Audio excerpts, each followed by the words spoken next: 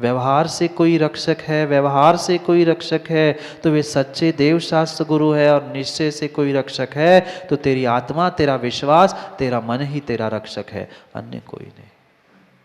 ये तो देवशास्त्र गुरु फिर भी कुछ समय के लिए साथ में है। मां कब तक गुरु? चंद दिन चंद घंटे ही बचे हैं दाऊ, चंद दिन और चंद घंटे ही बचे हैं। कब तक गुरु? भगवान भी मंदिर में, गुरु भी कुछ समय के लिए, और जिनवाणी भी हम 24 घंटे लेके नहीं बैठ सकते, वो भी अलमारी में। अगर सच्चा कोई साथी है, सच्चा कोई रक्षक है, सच्चा कोई हमें सहयोग देने वाला है, विश्वास देने वाला है, तो उसका नाम है मैं, मेरी आत्मा और मेरा मन। तभी व्रतों की और स्वयं की रक्षा होगी, अन्यथा नहीं हो सकती। रक्षा की ही बात कर रहे हैं, रक्षा की ही आज शिव कोटि भगवान बात कर रहे हैं। अगर रक्षा करनी है दूसरों की तो पहले स्वयं की रक्षा करना सीखो। दूसरों की रक्षा तो उपचार से कहा गया है, अहिंसा का पालन करो, झूठ मत बोलो, चोरी मत करो, ये दूसरों के लिए नहीं कहा, स्व सापेक्ष होकर स्वयं की रक्षा के लिए कहा है। अगर तुम्हें अपने आप को दुर्गति से बचाना है तो पापों से अपनी रक्षा करो, जो व्रत लिए हैं उनकी रक्षा करो, अतिचार अनाचार आदि से। क्योंकि एक बार अगर अतिचार होता है, दूसरी बार अनाचार होता है, और तीसरी बार दोष होके वह व्रत नियम टूटता ही टूटता है।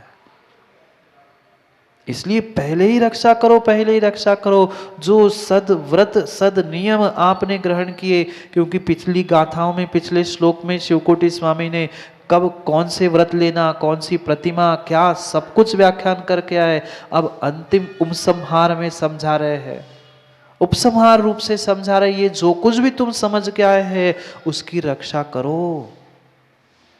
हर व्यक्ति रक्षा करता है, करते ना सुमन जी? कोई धन की रक्षा करता है, कोई धर्म की रक्षा करता है।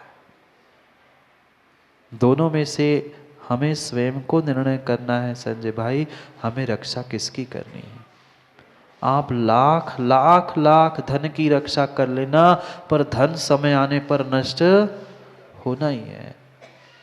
पर अगर धर्म की, मेरे भीतर की, कोई बाहर के व्यवहारिक नहीं, मेरे भीतर जो धर्म मैंने प्राप्त किया है, जो अहिंसा रूपी धर्म मैंने समझा है, उस अहिंसामयी धर्म की अगर मैं रक्षा कर लूंगा तो नियम से मैं इस पंचम काल के दुखों से, छठे काल के दुखों से और चतुर्गति के भ्रमण से बच सकता हूं। पर धर्म, व्रत, नियम मुझे अपने भीतर प्राप्त करने होंगे और उसकी परिपूर्णता से रक्षा भी करनी होगी। कोई दूसरा रक्षक आने वाला नहीं है। कोई कितना भी कह दे, कोई कितना भी कह दे, 7 फेरे लगाए क्या? 7 फेरे लगाए मिनेश भाई? नहीं लगाए? तब नियम लिया था क्या? धर्म की रक्षा तुम्हारी मेरी कौन क्या करेगा? कह सकता है कि धर्म की रक्षा मैं करूंगा, सामने वाला कह जरूर सकता है, पर धर्म की रक्षा वो करे नहीं करे, पर उसके हाथ में तो बहुत कम थी धर्म की रक्षा करना, स्वयं के हाथ में थी कि मुझे अपने धर्म की अपनी रक्षा कैसी करनी है। क्योंकि धर्म की रक्षा किए बिना, व्रतों की रक्षा किए बिना हम छठे काल से बचने वाले नहीं हैं। एक ही साधन है छठे काल से बचने का, कि नियम और व्रत, ऐसे तगड़े नियम और व्रत ले लो जिसको अतिचार अनाचार दोषों से बचा लो। आप नियम से छठे काल से बच सकते हो, अन्यथा नियम लेके भी पाप करते रहेंगे तो छठे काल से कोई बचाने वाला नहीं है। एक में उस साधन है, पंचम काल से स्वर्गों में पहुंचकर अगर आपको इस छठे काल के दुखों को दूर से देखना है तो एकमात्र साधन है सद्व्रत, सम्यक व्रत। अगर उन व्रतों का अतिचार अनाचार आदि के बिना लगाए हुए निर्दोषता से अगर हम पालन कर रहे हैं तो तुम्हें देव गति प्राप्त कराने से कोई भी रोक नहीं सकता, नहीं रोक सकता। जितनी शक्ति है, बार बार तो आचार्य भगवान शिव कोटि स्वामी कहते आए हैं कि जितनी शक्ति है माँ, जितनी शक्ति है उतनी शक्ति के अनुसार करो ना। किसने कहा है कि तुरंत आज निर्णय कर लिया और कल आप महाव्रत ले लो?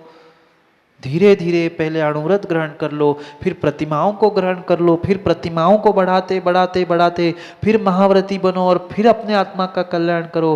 पर इसके लिए एक भाव में काम नहीं बनेगा, कई भवों का अभ्यास आवश्यक होगा, तब हम सच्चे भावलिंगी महाव्रती बन सकते हैं। अभ्यास है। ये पंचम काल में प्रत्येक जीव का अभ्यास चल रहा है। मैं सर्वोत्कृष्ट उन व्रतों को और सर्वोत्कृष्ट स्थान को प्राप्त कर लूं, पर अभ्यास किए बिना वह वस्तु मिल नहीं सकती। श्रावक भी बनना है तो अभ्यास करना होगा। ऐसा नहीं है कि अंतिम समय में कर लेंगे, मरते समय सुन लेंगे नमो का, इतने से आज भाई काम नहीं होगा। आज से अभ्यास करना होगा, मरने का भी और जीने का भी। जब तक जी रहा हूं तब तक धर्म के साथ जीऊं, और मरने भी लग जाऊं तो धर्म के साथ ही मरूं। यह अभ्यास आज से करना होगा, निर्णय आज से करना होगा, तभी तुम्हारा वो सध्यान होगा। आज तक धन के पीछे जो तुमने ध्यान किया वो मात्र आर्द्र रौद्र ध्यान था। मैं इतना कमा लूं, इतना जोड़ लूं, ये कर लूं, वो कर लूं। ये जितना मेरा जोड़ना था, जितना मुझे प्राप्त करने की भावना थी, ये परिपूर्ण रूप से मेरा आर्द्र रौद्र ध्यान था। कुछ दिन पहले ही आचार्य भगवान कह रहे थे, और आर्द्र रौद्र ध्यान का फल साक्षात नरक, निगोद, तिर्यंच और छठे काल का मनुष्य, इसके अलावा कुछ नहीं। कितना धन धन धन धन धन करते हुए वह व्यक्ति ऋण हो रहा है। समझना शब्दों को। धन धन धन करते हुए धन होना था, धन्य होना था, और वही बेचारा धन धन करते हुए ऋण हुआ। धन पॉजिटिव होना था। हम धन धन धन धन करते हुए वो घर में घन हो गई, और फिर ऋण यानी माइनस, सब माइनस में गया। धन नाम तो धन है, पर जीवन को बेचारा ऋण करता है। जब दूसरों का धन घर आता है, क्या कहते हैं? कर्जे को क्या कहते हैं? पर्यायवाची नाम है ऋण। धन और ऋण। सोचो कितना पागलपन छाया है जीवों में। व्यक्ति ये सोचता है मैं धन कमाऊंगा, बहुत सारा धन कमाऊंगा तो धन कमाने से धन्य होऊंगा। बिल्कुल नहीं। धन कमाने से कोई भी व्यक्ति धन्य नहीं होता। अगर धन्य होना है तो धर्म करना होगा, व्रतों को पालन करना होगा, और जब तक उन व्रतों को पालन नहीं होगा तब तक जीव धन्य हो नहीं सकता। व्रतों को ही यहाँ आचार्य भगवान धन कह रहे हैं। अगर रक्षा करनी है, धन की ही रक्षा करनी है, तो बाहर के पुद्गल के धनों की कब तक रक्षा करोगे? आज है कल नहीं है, कल है परसों नहीं है। पर कितने करोड़पति रोड पे घूम रहे हैं, और रोड पे घूमने वाले कितने करोड़ों के महलों में बैठे हैं, क्योंकि सबके दिन एक से नहीं होते। सब दिन भी एक से अनिल भाई नहीं होते। इसलिए पुण्य के उदय में वह धन राशि मिलने से अपने आप को अहंकार से व कषायों से अपने पुण्य को ऋण मत करो। पुण्य के उदय में धन राशि मिली थी, वह आपको उस धन से धर्म करते हुए अपने आप को धन्य करना था। हम धन्य की जगह ऋण होते गए, और अपने जीवन को, अपने परिवार को, कुटुंब को, सब तो नष्ट करते गए। पागलपन छाया है मात्र और मात्र उस धन, दौलत, पैसा और नाम शोहरत के पीछे। देखो ना, कल से बाजारों में बहुत सारे बेचे होंगे ना, बर्तन खरीदे भी होंगे वहां। बहुत सारे ऐसे जीव है मात्र और मात्र अनुकरण करते हुए, देखा सेखी करते हुए, किसी ने बर्तन, किसी ने धन, किसी ने चांदी, किसी ने सोना, कुछ खरीद के रख दिया। ये धनतेरस नहीं थी, ये धनतेरस नहीं थी, वास्तव में धन्य तेरस थी। धन से आज तक कोई भी धन से आज तक कभी भी किसी भी प्रकार से धन्य नहीं हुआ। बचे क्या? महलों में रहने वाले, किलों में रहने वाले, कोई नहीं बचा। किला तो बचा, पर किलों में रहने वाले पप्पू भाई चले गए। कब तक नाम लेंगे? महलों में रहने वालों को, उन किलों में रहने वालों के कब तक नाम? जब तक 2 4 6 पीढ़ियां, उसके बाद चले गए। पर वही वही जिन्होंने अपने जीवन में धर्म को प्राप्त कर लिया और जो धन्य तेरस मना के चले गए, उन महावीर स्वामी को आज तक हम पूजते हैं। 2500 वर्ष हो गए, पर फिर भी हमें स्मरण है। वो तो फिर भी ठीक है, महावीर स्वामी अभी 2500 ही वर्ष पूर्व हुए, 2500 कुछ अधिक, पर वह आदिनाथ कितने कितने वर्ष, कितने हजारों वर्ष हो गए, पर फिर भी स्मरण में है। नाम लेते ही हाथ जुड़ जाता है। क्यों? क्योंकि उन्होंने व्रतों को पालन किया था, व्रतों को धारण किया था, धर्म को धारण किया था, और मात्र धारण नहीं किया था, निरतिचार पूर्वक उनकी रक्षा भी की थी। प्राप्त करना आसान बात होती है, प्राप्त करना बहुत बहुत आसान बात होती है। चाहे धन हो, चाहे धर्म हो, चाहे मां व्रत हो, प्राप्त करना तो चंद मिनटों का काम है। श्रीफल चढ़ा दिया, आशीर्वाद मिल गया, हमारा व्रत शुरू हो गया। हम जैन कुल में आए, पूजा पाठ करने लग गए, कथनचित व्यवहारिक धर्म हमारा प्रारंभ भी हो चुका। पर प्रारंभ होना, धन मिलना, धर्म मिलना, ये तो फिर भी पूर्व के पुण्य के उदय से हुआ था। पर उसकी रक्षा करना, ये मेरा वर्तमान का पुण्य और वर्तमान का पुरुषार्थ था। क्यों? बहुत सारों को मिलता है, वे करोड़पति के क्यों उड़ाते हुए घूम रहे हैं? कमाया तो पिता ने, पर बेटों ने गमा दिया, नष्ट कर दिया। क्योंकि मिलना आसान है, सब साधन प्रमोद भाई मिल सकते हैं, पर साधनों का सदुपयोग हर कोई नहीं कर सकता। दीक्षा भी कितने घंटों की अभी होगी? 14 तारीख को वहां शिखर जी में देखोगे आप लोग, चंद मिनटों में, चंद घंटों में तो दीक्षा हो जाएगी, पर उसकी रक्षा जीवन भर करनी पड़ेगी। धन तो एकाध सीजन में ही कमा लेता है व्यक्ति, पर उसकी रक्षा जीवन भर करनी होती है। और जिसने जिसने उस व्रत रूपी, धर्म रूपी धन की रक्षा की है, वास्तव में वे ही अपने नाम, अपने आप में एक पूज्यता को प्राप्त हो चुके हैं, एक सम्मानीय पूजनीय स्थान प्राप्त कर चुके हैं। लौकिक भी श्रावक है, अगर लौकिकता में भी श्रावक ने अगर व्रतों को अंगीकार करते हुए पालन किया है, उसकी रक्षा की है, तो वह सामान्य जनों से भी सम्मानीय, वंदनीय बनता है, और दूसरों से जो कनिष्ठ थे, नीचे थे, वह देवों से भी पूजनीय बनता है। क्या पुराणों में आप लोगों ने नहीं पढ़ा क्या? धर्म का आलंबन लेने वालों के लिए साक्षात स्वर्गों से देव उतर के आए।